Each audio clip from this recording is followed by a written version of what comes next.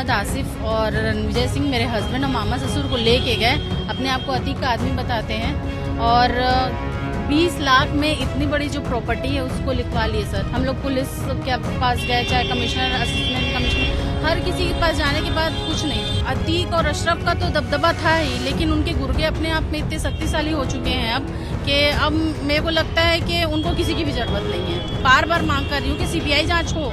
तो अगर सीबीआई जांच होती तो 20 कब्जे कम से कम मिनिमम इस रणविजय सिंह के ऊपर निकलेंगे कि ये कब्जे किया है, कम से कम 20। माफिया डॉन अतीक अहमद ने सिर्फ राजू पाल या उमेश पाल का ही कत्ल नहीं करवाया, बल्कि उसके सताए हुए लोगों की जो फहरिस्त है प्रयागराज में बहुत लंबी है। उसने न जाने कितने लोगों की जमीन हड़पी, न जाने कितने लोगों के मकानों पर कब्जा किया, और उन्हीं में से एक हैं श्वेता शर्मा जी। वो हमारे साथ मौजूद हैं।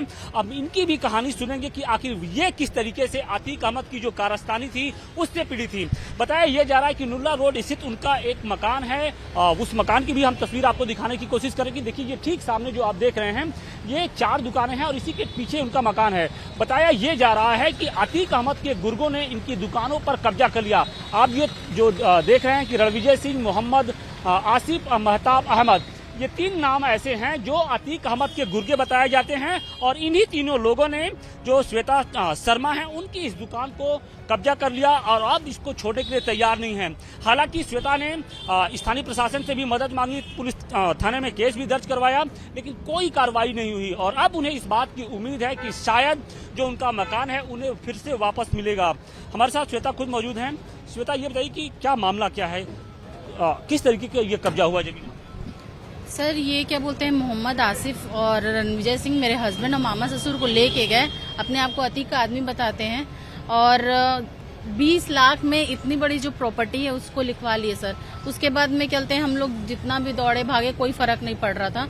हम लोग पुलिस के पास गए, चाहे कमिश्नर, असिस्टेंट कमिश्नर, हर किसी के पास जाने के बाद कुछ नहीं, क्योंकि करेली थाना को पूछा जाता था कि क्या मामला है, तो यानी न कमिश्नर सर को सही रिपोर्ट बताई जाती थी, न असिस्टेंट कमिश्नर। वो भी क्या क्या देखेंगे सर, थाना इसीलिए बना गया है कि सही चीजें बताई जाए। और उसके बाद में न कहते हैं FIR लिखी जा रही थी। फिर मैं कहते हैं सफदर अली का जिस दिन मकान टूटा उस दिन गई मीडिया में, और मीडिया की मदद से 2 घंटे के अंदर मेरी FIR लिखी गई। और ये आपकी FIR नहीं लिखी जा रही थी, उसकी वजह क्या है? क्या लगता है कि क्या अतीक अहमद का जो दबदबा था, अशरफ का दबदबा था, उसकी वजह से जो स्थानीय प्रशासन है वो भी आगे नहीं आ रहा था? जी सर, क्या बोलते हैं, अतीक और अशरफ का तो दबदबा था ही, लेकिन उनके गुर्गे अपने आप में इतने शक्तिशाली हो चुके हैं अब कि अब मेरे को लगता है कि उनको किसी की भी जरूरत नहीं है, क्योंकि जिस हिसाब से वो काम करते हैं। आज मैं ये बार बार मांग कर रही हूँ कि सीबीआई जांच हो। तो अगर सीबीआई जांच होती तो 20 कब्जे कम से कम मिनिमम इस रणविजय सिंह के ऊपर निकलेंगे कि ये कब्जे किया है, कम से कम 20 जगह। और इन लोग वकालत का चोगा पहन के यही काम करते हैं सर। कोई ये प्रॉपर्टी जो हम सामने वाली देख रहे हैं, थोड़ा सा मुझे बताइए कि ये चारों जो दुकानें ये आपके ही, ये किसके नाम पे है? सर ये मेरे मामा ससुर के नाम पे हैं, और ये 3 दुकानें हैं, और ये बगल में जो है ये दरवाजा है, समझ लीजिए 165 गज है। मैं पुलिस वाले लोग को यही बोली कि अगर वो आए थे तो हलवा खा रहे थे सामने बैठ के, उन लोग हम लोग का कहते हैं जांच के नाम पे इन लोग हलवा खाए और निकल गए। मैं बोली कि सर क्या बोलते हैं, कुछ तो करिए। तो बोलते हैं आपके पास कोई साक्ष्य नहीं। मैं बोली कि जो एग्रीमेंट है ना वो मैं दिखा सकती हूँ आपको। एग्रीमेंट में क्या लिखा? सर 20 लाख में पूरी प्रॉपर्टी कहते हैं लिखवा ली है। मैं बोली कि 20 लाख में मेरे ख्याल से कोई अंगूठा छाप भी नहीं होगा जो 2.5 करोड़ की प्रॉपर्टी लिख देगा, और अगर जबरदस्ती लिखवाएं तभी तो आपके पास आ रहे हैं, तो हम लोग आते ही क्यों। और रही बात, आपसे लिखवाया था, आप इनके क्या लगते हैं? एक मिनट, आप क्या लगते हैं? एग्रीमेंट लिखवाए थे जो सुनाई नहीं दे। अच्छा सुनाई, अच्छा कम। तो आप उनके क्या?